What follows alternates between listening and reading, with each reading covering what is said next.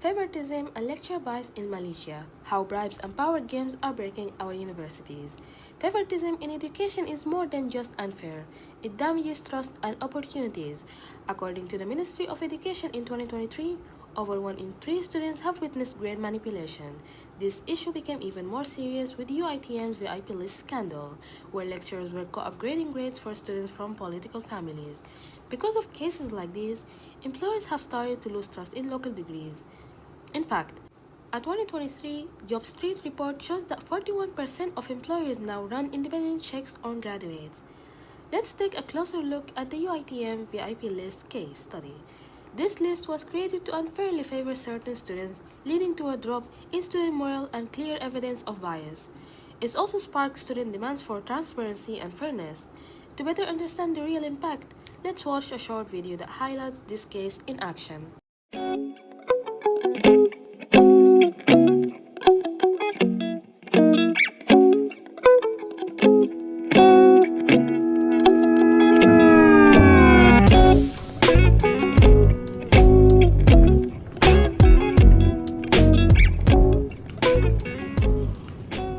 B minus. You can do better. Thank you, sir. Hamza, my star student, A plus again. Thank you, Prof. Amar. So, my dad's gift really did something, huh?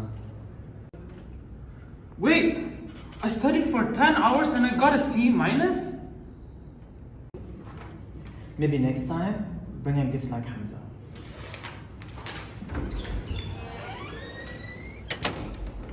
Alim, I got a B minus again. Really? I got a C minus. This happens every time. Amza always tops the class, but he never studies. You know, I reported it to the dean office, but I don't have no evidence.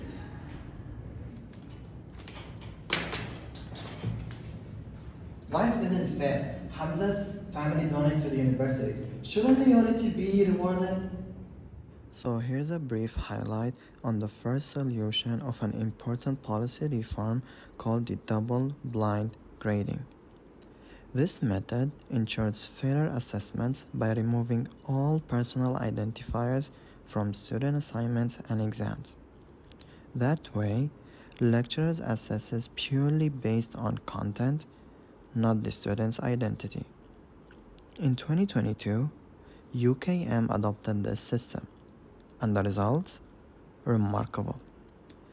According to MQA's 2023 audit, bias-related complaints dropped by 18% within just 1 year. This proves that small changes in assessment policy can make a big difference in promoting fairness and equality in education. Once grades are recorded, they can't be secretly changed. This builds trust in the system. In addition, AI-powered grading checks are becoming more common. These tools can spot suspicious patterns, like sudden grade jumps without explanation, and alert staff instantly. Software like Turnitin and university AI systems can also detect grading inconsistencies and possible favoritism in real time. In fact, Monash University Malaysia is already piloting blockchain transcripts, proving that technology can lead the way in enforcing fairness in education. Report misconduct without fear. This slide highlights Solution 3, Whistleblower Protection and Mandatory Ethics Training. Anonymous hotlines like the implemented by NUS Malaysia in 2024 allow students to report misconduct confidentially. This removes barriers like retaliation and stigma. Pairing this with mandatory ethics training ensures everyone understands why integrity matters. It's not just about rules, it's about fostering a culture of accountability. Together, these steps create an environment where honesty is protected and encouraged. by empowering whistleblowers and educating communities, we can drive lasting cultural change.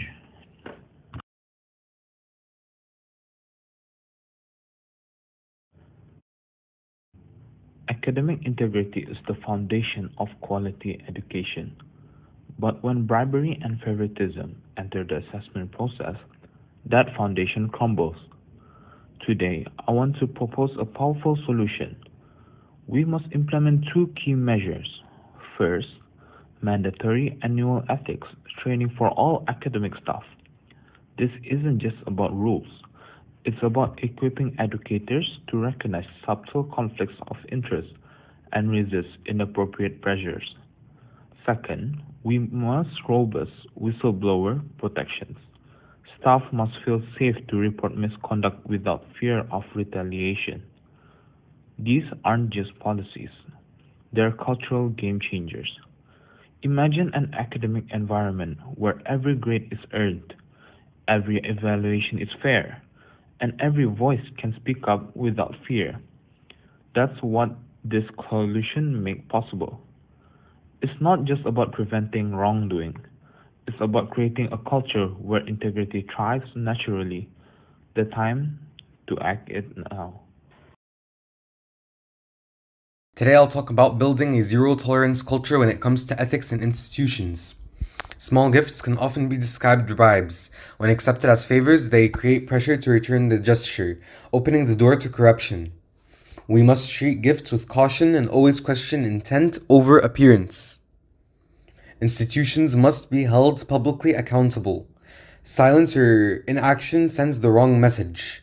The unethical behavior is tolerated. Transparency and consequences are key to maintaining trust and integrity.